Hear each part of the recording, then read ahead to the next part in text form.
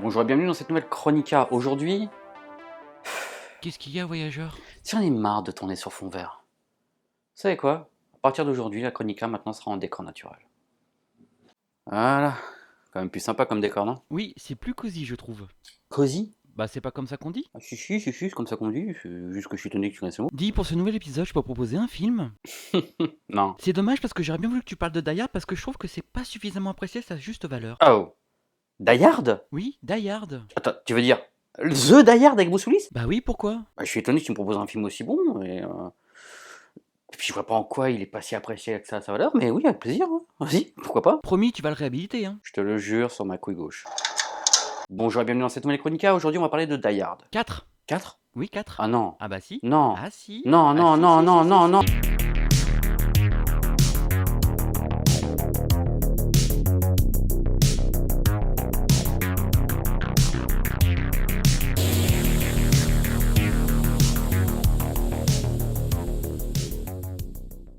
Alors, Die Hard 4, Retour en Enfer, ou Die Hard 4.0, ou encore Life Free or Die Hard est, comme son nom l'indique, le quatrième film de la franchise. Sans déconner. Commence pas, toi. Le film est réalisé par Lance Wiseman, à qui l'on doit le Underworld. Bon, pour ceux qui ne connaissent pas la saga parce qu'ils ont vécu dans une grotte ou tout simplement parce qu'ils ont des goûts de merde, revenons là où tout a commencé.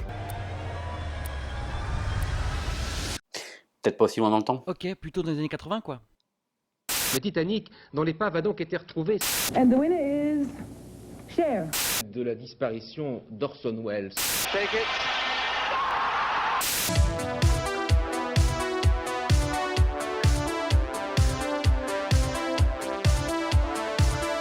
Joel Silver et la 20th Century Fox ont pour projet d'adapter le roman Nothing Lasts Forever pour remettre sur pied la suite de Commando, réalisé par Mark Lester avec Arnold Schwarzenegger.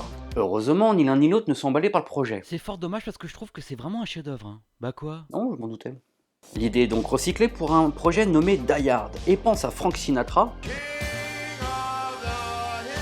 alors sous contrat avec la Fox, pour le rôle. Oui, parce qu'il avait déjà interprété le rôle de John Lennon, le héros du livre, dans l'adaptation Le Détective.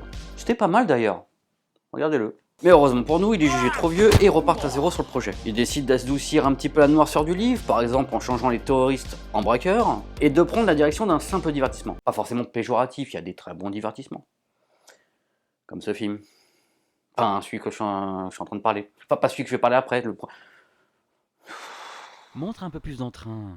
Pendant que le rôle du héros, renommé John McClane, a été proposé à tout un tas d'actionneurs en pleine gloire, tels que Sylvester Stallone, Mel Gibson ou encore Don Johnson de la série Miami Vice, le studio engage un réalisateur qui vient d'être couronné de succès suite à un film qui a révolutionné un petit peu le genre, John McTiernan. Et il va porter son choix sur un acteur qui est en plein succès grâce à sa série télé Clair de Lune, Bruce Willis. Malgré les réticences de la Fox face à un no-name, mais surtout face au cachet ultra gourmand demandé par l'acteur. Tiens, ça voudrait dire que c'est pas nouveau le fait que Bruce Willis soit attiré par le pognon. Mais bon, Bruce Willis est engagé, et ce choix va avoir une importance capitale sur le processus créatif du film. Parce que Willis n'est certes pas un habitué des films d'action à l'époque, mais sa personnalité plaît énormément à McTiernan qui décide de réécrire totalement le personnage, ainsi que le scénario pour y mélanger humour, action et suspense, en créant un nouvel archétype de héros. Et le succès est tel qu'il créera un tout nouveau genre dans le cinéma d'action, le Die Hard-like, qui repose sur 3 points.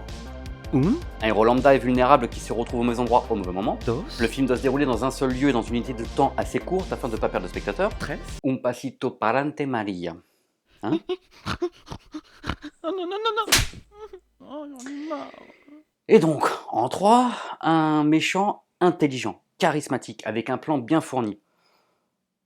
Un méchant bien écrit quoi. Un concept qui explosera et sera totalement surexploité suite au succès du premier film et qui verra bon nombre d'actionneurs s'y effrotter, de Stallone à Van Damme en passant par Seagal, Snipes, Jet Li ou plus récemment Butler et Tatum.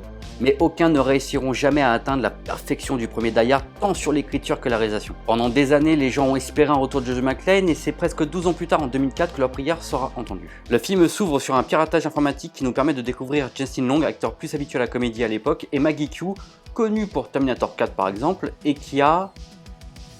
Vous avez une voix sexy. Oui, voilà, une voix sexy, c'est ça. T'as hésité à parler de son... Ok, j'ai rien dit. Mais pas le temps de niaiser, l'ordi a du parasite télé et tout explose. 2 minutes et le film a déjà une explosion. Heureusement, j'avais peur que le film fasse un petit peu trop intello. Du parasite télé? Transition pour nous permettre de découvrir un nouveau personnage joué par Mary-Elizabeth Winstead qui se fait méchamment ploter. Mais ouf, sauvé, John McClane arrive pour la sortir de là. Oui, parce que c'est sa fille qui s'appelle Lucille et on apprend par la même occasion qu'ils ne se parlent plus du tout et qu'elle a repris le nom de jeune fille de sa mère. Putain, ça me rappelle quelque chose, mais je vois pas quoi. Mais bref, pas le temps de niaiser, il a quand même la permission d'aller récupérer un hacker pour le ramener aux fédéraux, et puis il faut quand même faire avancer le film. D'ailleurs, pourquoi lui et pas un autre flic? Je sais pas. Peut-être parce qu'il n'y a pas de film sinon. Ah, ça explique tellement de choses. Et il n'est pas seul à voir le jeune homme, et ils se font attaquer par un tir d'élite. Pas très efficace quand même demain. Ça tire, ça flingue, extincteur, tir, explosion, mec projeté par la fenêtre, punchline. C'est con, ça va réveiller les voisins. Il défonce un mur à main nue, récupère l'arme du méchant, le bute avec et... C'est Bruce Willis les mecs, c'est pas le Terminator non plus.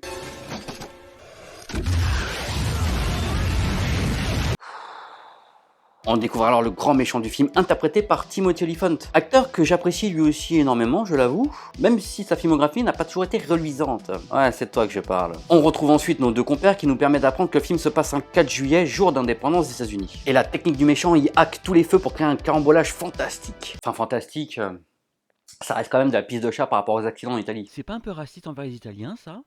J'ai dit une connerie? Bref, pendant qu'ils sont dans les bureaux du FBI et les hackers en profitent pour créer un crash boursier, Justin décide d'expliquer que c'est une liquidation. Et là, vous vous dites certainement comment il peut le savoir et pas le FBI?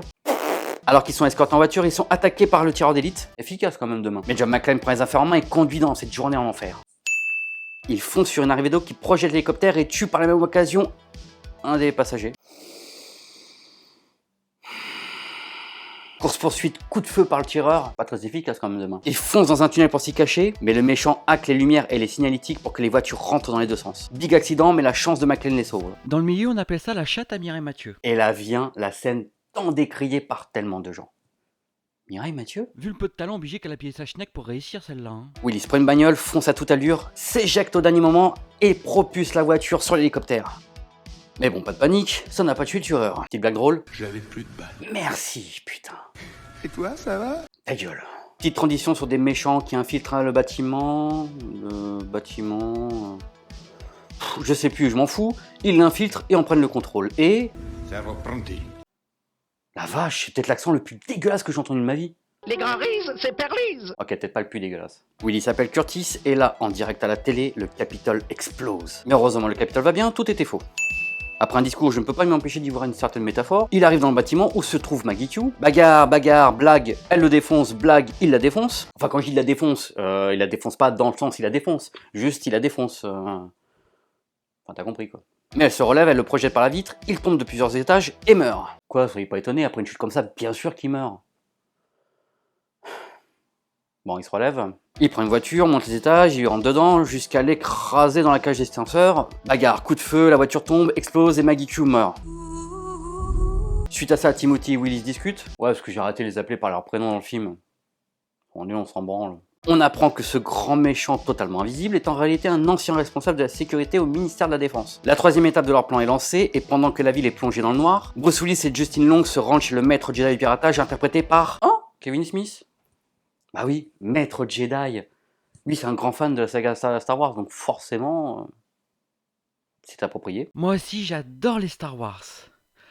Ah, William Shatner. Alors qu'on apprend que Justin a créé le code de sécurité qui est utilisé par le méchant, Black menace et lui révèle qu'il a kidnappé sa fille. Putain, c'est vrai qu'il y a sa fille dans le film. Traite de bavardage, il se rend dans le bâtiment pris par les méchants, Justin tente un piratage, Willis se fait ce qu'il fait de mieux, à votre avis. Bagarre, coup de feu, Justin ouvre une canalisation avant de se faire kidnapper et Willis récupère un talkie-walkie. Ça me rappelle vaguement quelque chose tout ça, pas vous? Et là, Willis se retrouve en face à face avec l'homme de main. Bon, bah vu que c'est à la base un bon cascadeur et un bon chorégraphe de combat, bah je m'attends du coup à un fight intéressant.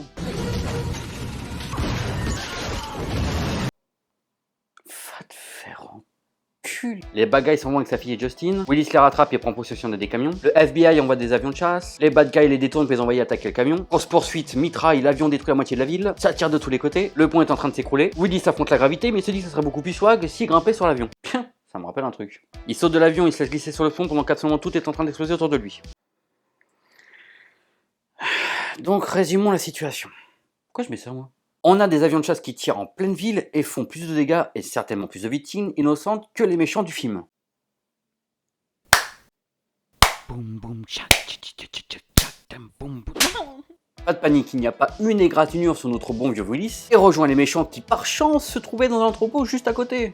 En même temps, il reste que 6 minutes de film. Timothy tire sur Justin, Willis tue un homme de main, mais il se fait tirer dessus. Sa fille, qui n'a servi absolument à rien jusqu'à maintenant, prend son courage et montre qu'elle finalement ne sert toujours à rien en fait. Timothy prend en joue Willis, tout en lui rappelant Il était toujours au mauvais endroit, au mauvais moment. C'est moi ou ça marche moins bien si on voit pas mon visage? mais Willis lui rétorque sa réplique fétiche et se tire à travers le corps pour tuer Timothy pendant que Justin tue le très mauvais doubleur italien. John McClane est bel et bien en vie malgré tout. Justin fait une blague sur sa fille. En plus, tu vas voir les nanas dans les cicatrices. Ah oui? Ouais. Non, pas celle-là. Et générique sur une musique que je peux pas diffuser pour droit d'auteur, mais elle fait à peu près ceci.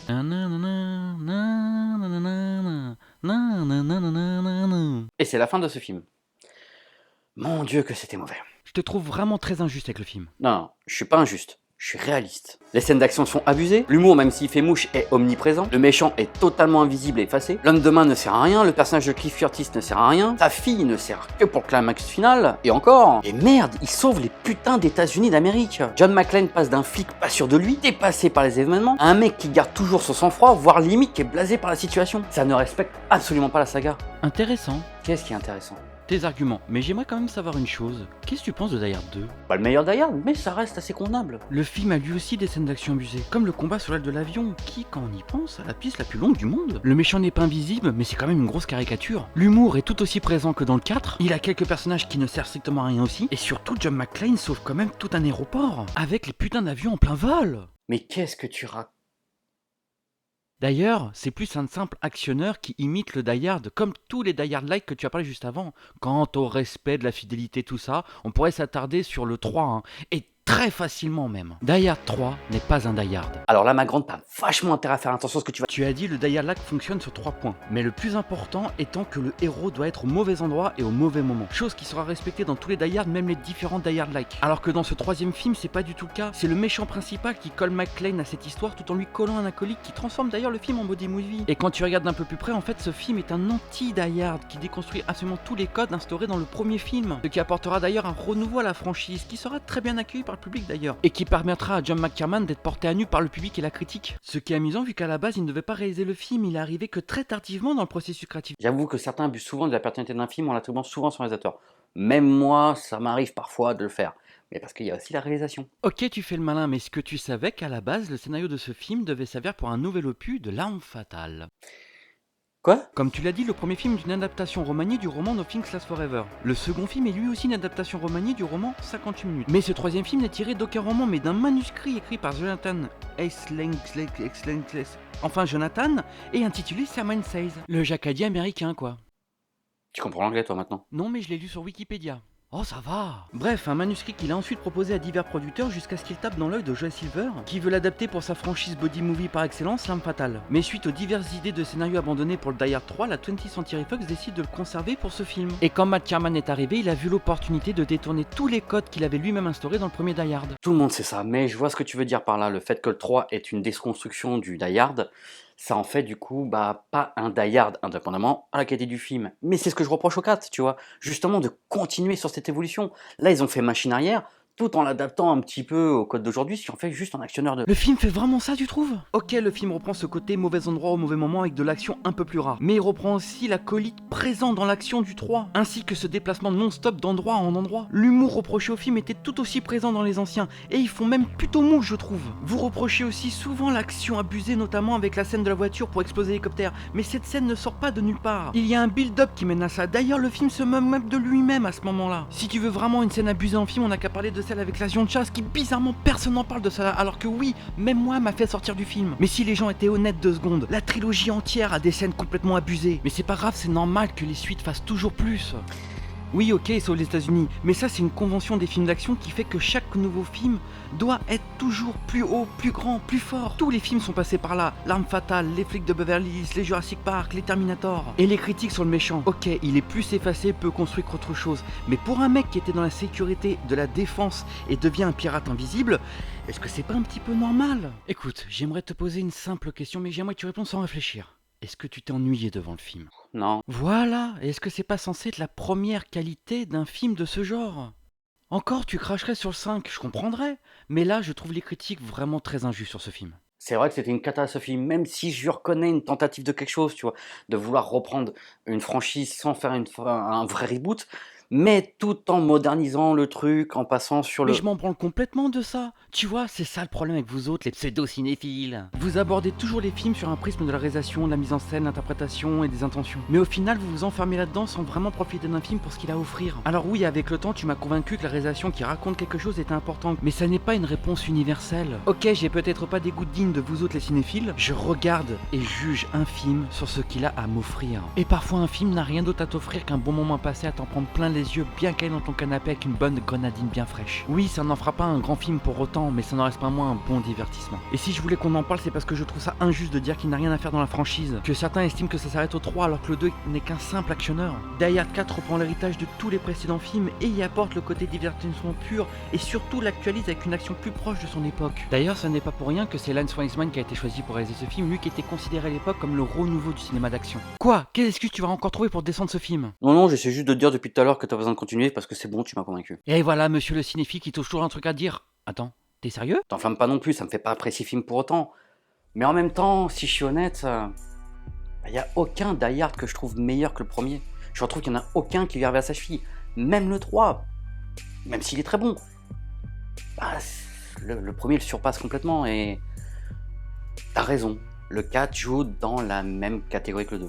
Voilà, c'est exactement ça. Bon, par contre, t'as bien conscience que tes arguments, je pense pas que tout le monde les adhère, tu vois.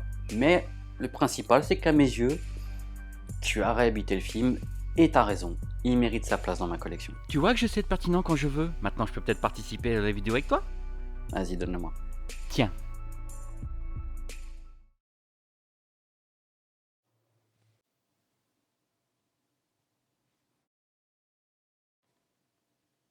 Qu'est-ce qu'il fout dans la collecte, celui-là? Ah bah je me suis dit que tu pourrais le réhabiliter dans ta prochaine chronica parce que j'apprécie beaucoup ce film.